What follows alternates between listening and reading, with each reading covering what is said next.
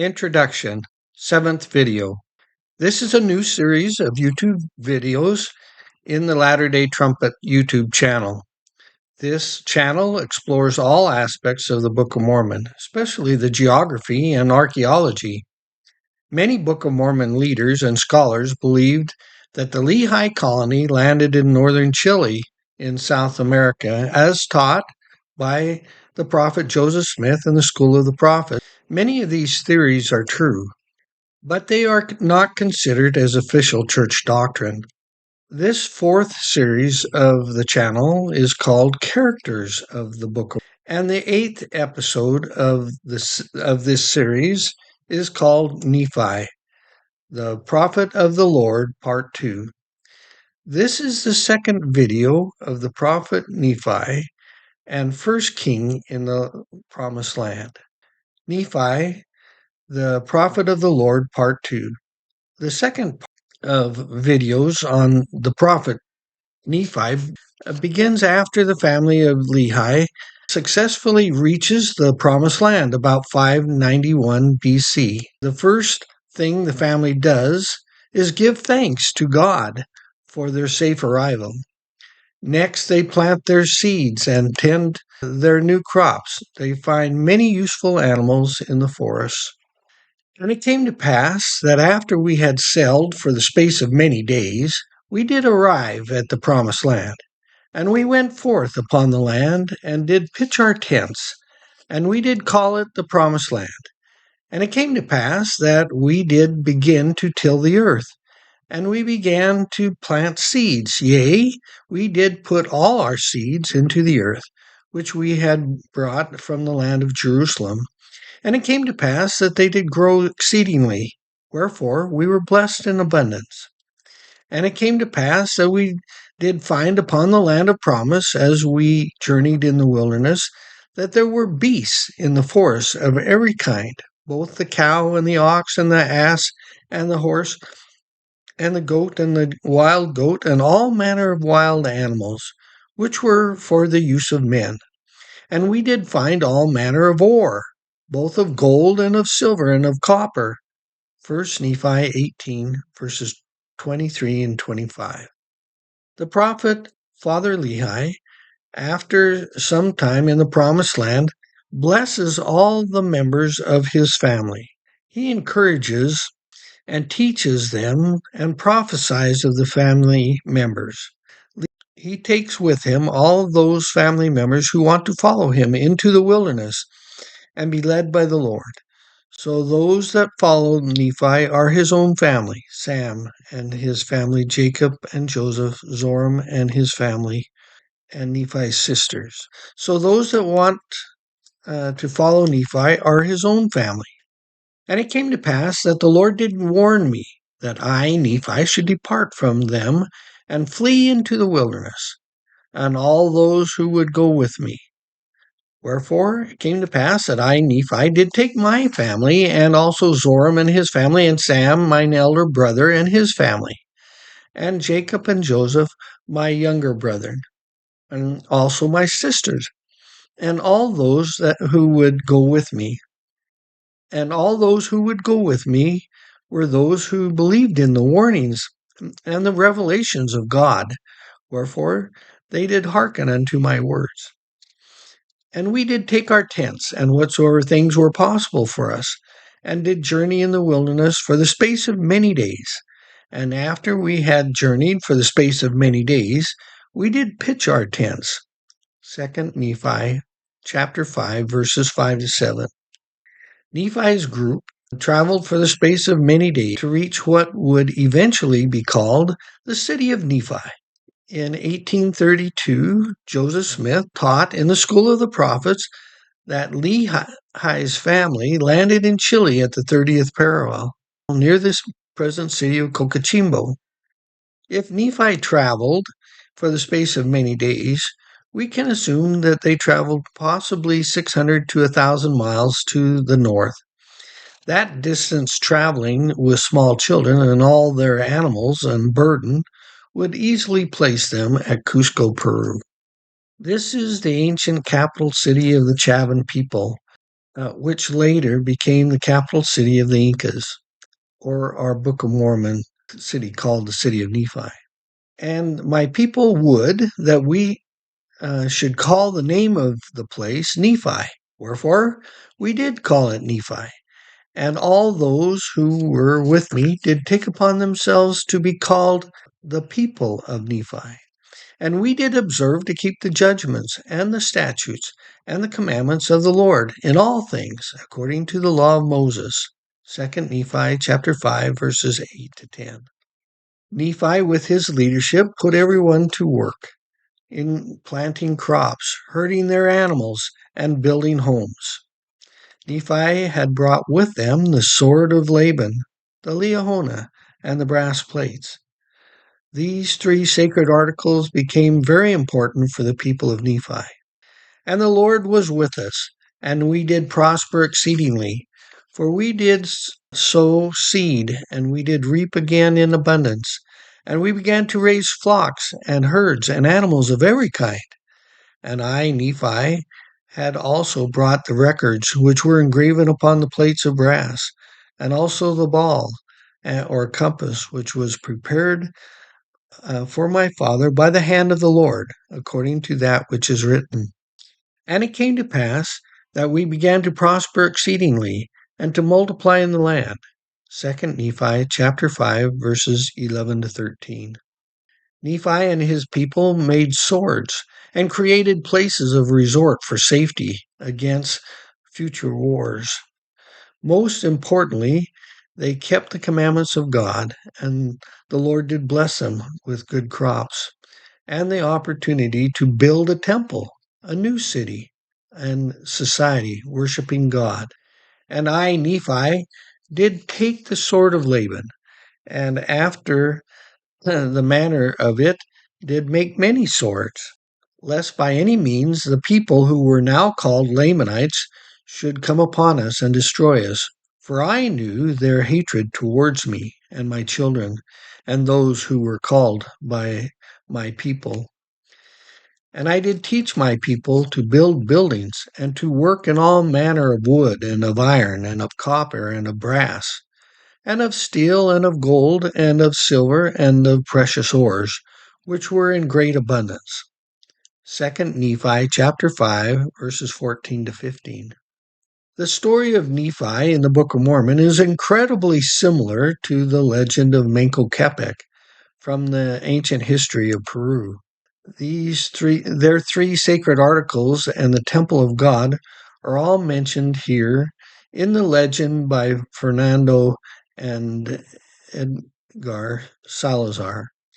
And in the moment the sun rose into the sky, Viracocha appeared in the form of a splendid man and created the Incas. Then from among them he called the most important, the eldest, named Manco Capac, and he said to him, "You and your descendants will be great lords, and will subject many nations. You should revere me always as a father, and as my sons you will always be respected." After this, he gave them the insignia of the Sun Tupara car, the Champi, and the Tupayari, and he bid them wander where they would, and wherever they would rest, he told them to try to thrust the Tupapari in the soil. This was an instrument in the form of a golden staff, and where it should sink into the earth, they should found a great city. Thus they came out of Titicaca and traveled north, trying to stick the Tupapari into the ground in all the places where they passed, until they came to a beautiful valley, and following the river Willicamachu, the sacred river, which flowed through it, they rested at Tampu, or Tambo. There they entered into the basements of a beautiful edifice called Pakatatampu, which means the house of dawn, or the house of windows.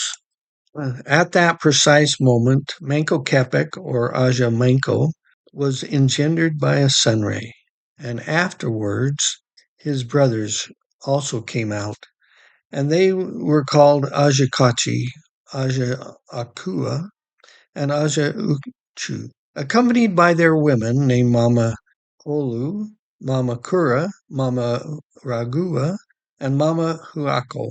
All of them dressed very richly in costumes of wool and gold. These men carried staves of gold, and the women carried the service with which they would attend their husbands, and also seeds and foods.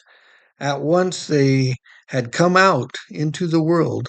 They walked about, turning as they walked, so the light of the sun sparkled on them. And for these reasons they were called the children of the sun. After this marvelous occurrence, they again took up their long march. This is why you should leave this place, following that good road. You will come to another valley, where you should found a great city and build a sumptuous temple in which to worship the sun. Later they went a little further on that mountain, and when they tried to pierce the earth with the staff of gold, the tupayari, it sank into the soil and stuck there so that no one could pull it out again. It was then that looking out from this place, Manco Capac Aja Manco saw a pile of rock to mark the possession of the place, which in the old tongue was called Cusco. This is the name of that great city, which in time became the capital of the Inca Empire. This story by Fernando and Edgar Salazar, The Sacred Valley of the Incas, Myths and Symbols, 1996. Sociedad Pacatupari Hatha, page 13 to 16 and 57 to 63. The greatest accomplishment or construction of the prophet Nephi in his life was the building of the temple of God. He says it was built after the manner of the temple of Solomon.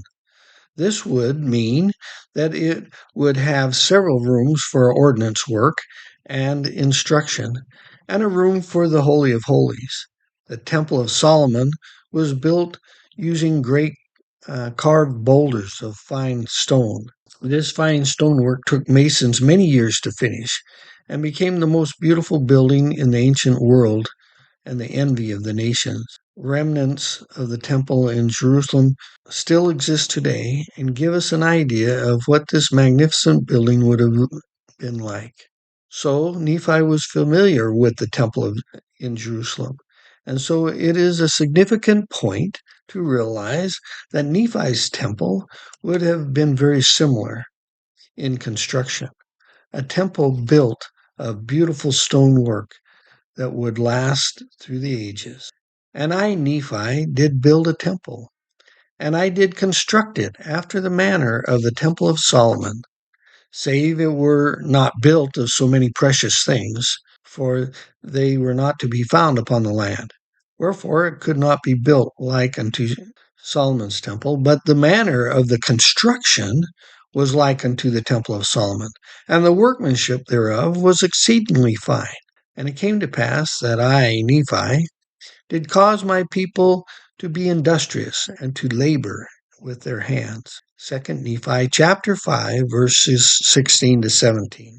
Today, the temple of Nephi can still be seen in the city of Cusco, Peru. For ancient Incans, as well as modern-day native Peruvians, it is still the most sacred of all the ancient Peruvian buildings, built of finely carved andesite stone, a form of granite.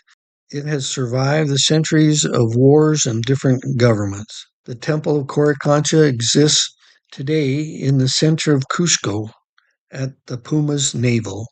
Cusco was built in the form of a puma, or Peruvian mountain lion. The Spanish built a cathedral on top of the temple in an effort to subdue the Peruvians during their conquests in the 1500s. In the modern day, the temple has been uncovered and can be seen in the city tours. Now, a new Latter-day Saint temple is being built in this ancient capital of the Incas. Cusco has always been the capital of the Incas, and now it will once again have a functioning temple of God. Nephi was not only a prophet of God, but he was also made to be their king and physical leader as well. He taught the people to grow crops, to build buildings, to grow herds of all different kinds of animals. He became their protector and leader of this new nation. And it came to pass that I should be their king. But I, Nephi, was desirous that they should have no king. Nevertheless, I did for them according to that which was in my power. And behold, the words of the Lord had been fulfilled unto my brethren, which he spake concerning them. And I should be their ruler and their teacher.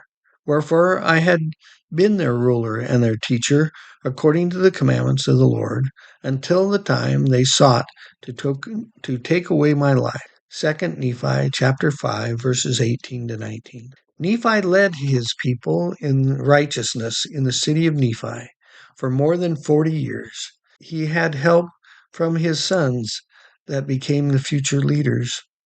Jacob and Joseph were both ordained to become priests and teachers and lead in religious affairs. And it came to pass that I, Nephi, did consecrate Jacob and Joseph, that they should be priests and teachers over the land of my people. And it came to pass that we lived after the manner of happiness. 2 Nephi chapter 5, verses 26 to 27. Nephi spent the rest of his days preaching the gospel and prophesying to his people. He taught them of the Savior, that he would come to earth and atone for the sins of mankind, and then be crucified by his own people. Nephi gloried in the teachings of Jesus Christ, and that he would be the Savior for his people as well. Behold, my soul delighteth in proving unto my people the truth of the coming of Christ. For this end hath the law of Moses been given, and all things which have been given of God come from the beginning of the world unto man, and are typifying of him. And also my soul delighteth in the covenants of the Lord, which he hath made to our fathers. Yea, my soul delighteth in his grace, and in his justice, and power, and mercy, in the great and eternal plan of deliverance from death. And my soul delighteth in proving unto my people that save Christ should come, all men must perish. 2 Nephi chapter 11, verses 4 to 6. In this first part of the video, the young prophet Nephi, we have presented his travels in the wilderness and his family and their oceanic voyage to the promised land. In this second video, we describe how Nephi and his company traveled in the wilderness, founded a great city, built a temple to God, and served his people the rest of his life as their leader and king. Nephi became a choice prophet of the Lord. He was faithful even through all of the tribulations on the journey and with his evil brethren. The Lord blessed him and helped him guide them to a new choice land that has been prepared by the Lord for their family. He writes his story on golden plates for us today in the latter days. He was a prophet of God. This is the fantastic story of the prophet Nephi in the Book of Mormon. The Book of Mormon is truly the Lord's book for us in these latter days. The end.